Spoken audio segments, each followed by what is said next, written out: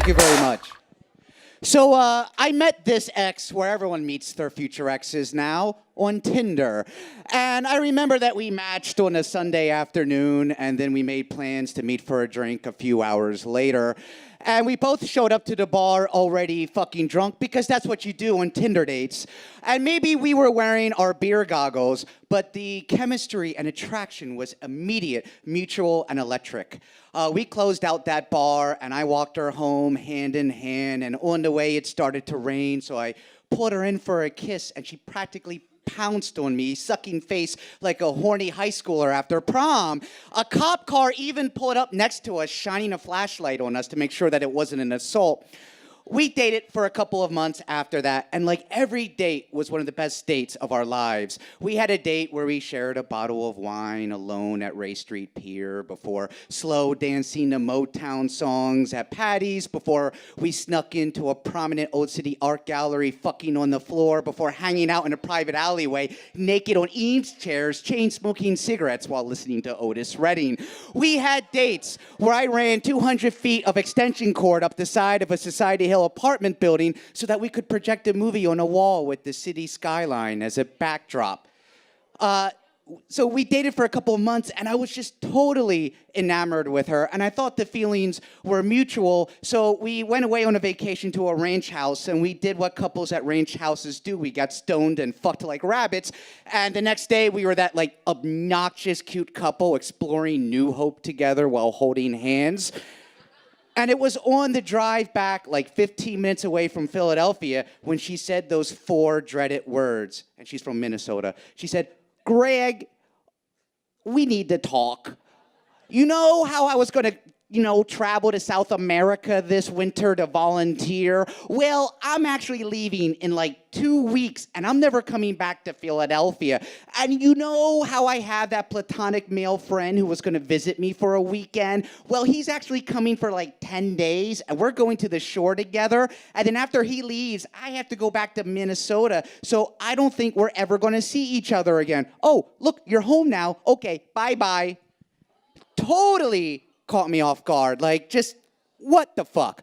But I know, like, a couple of months doesn't make a relationship super serious, and I didn't want to be shitty and possessive, so I, like, laid low while her friend visited. Her tall, handsome, long-haired, weed-dealing, surfer, Matthew McConaughey-looking, motherfucking platonic friend, my ass. So we did get together for a drink after he left, and I just poured my heart out to her, trying to make a case for why we should stay in communication. And she said, "Oh, Greg, I'm going to South America, like the jungle. They don't have mail or email there." Meanwhile, like, I see her texting her fucking friends and colleagues there every day. She was a terrible liar. And she said, "Oh, geez, Greg. Oh no.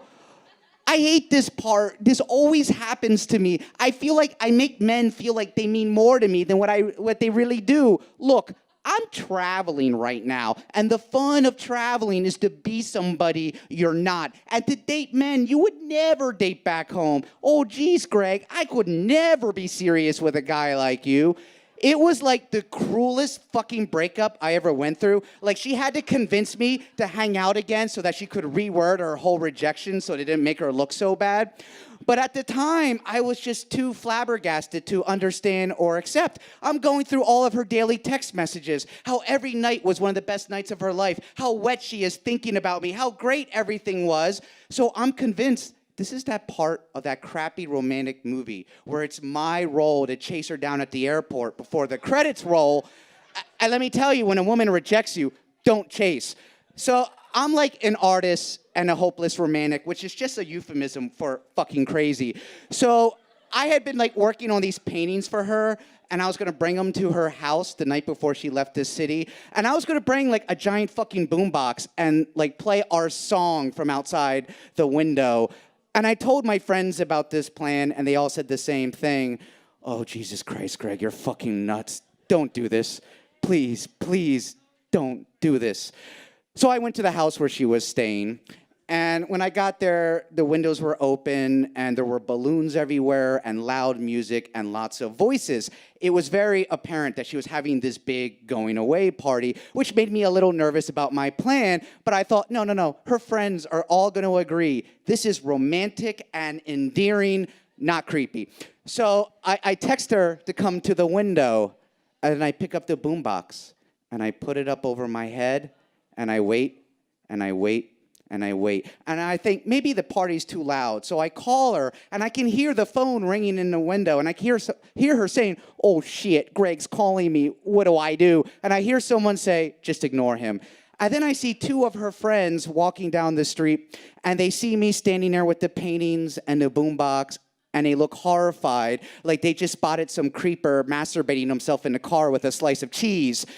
So I left the paintings, and I went home, and I know I am now her crazy ex story that she's going to tell like every future Tinder date. And maybe for all I know, hopefully she'll come to a StorySlam and tell her end of it. She did send me like a thank you text a couple days later for the artwork. She said her phone was dead that night. Like I said, terrible fucking liar. But this is where the story gets a little meta. 2 years ago, I told this story at the X-Files StorySlam, and afterwards, some random guy came up to me, and he's like, dude, I know your ex. And I was like, man, I know this is a small city and all, but I like changed all the characteristics about her. And he said, I was at the fucking party while you were outside with those paintings in them boombox. Dude, everyone loved your artwork. Everyone was rooting for you. Everyone was telling her to call you and like bring you back to the party. He's like, I hope you don't mind. I just texted her to tell her about this because you just totally slayed and she's totally going to get a kick out of this. And I was like, nah, man, she's totally not going to get a kick out of this. She's totally going to think I'm even crazier. But then again, I guess you ought to stick to what you're good at. And I know if she never dates another artist, I'm definitely the reason why. And that artist that she won't date should be thankful for me because at least he won't waste his time developing feelings for some woman who has borderline personality disorder. Thank you.